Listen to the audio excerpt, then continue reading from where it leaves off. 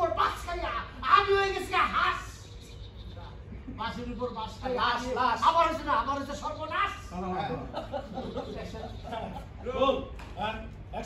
বাসের উপর বাস খাইয়া আমার হচ্ছে সর্বনাশ আর তুমি এসব কথা কইতেছ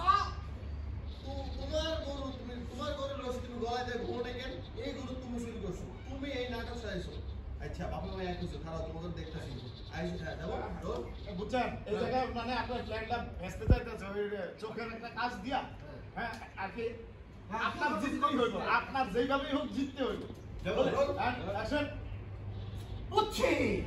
আমি বুঝছি বাপরে আর ভাইয়া এক হইছ লাভ হবে না আমার এই টাকা দিতে হইব আমি কইলাম না সুলতান বলে যদি কি না ওঠে আমি দেখা করবো আমি গ্রামে যাবো শালি ডাকবো 10 জনের নিয়ে বসবো তারপর আমার এই টাকা দিতে হইব কই রে মোরা তারপরে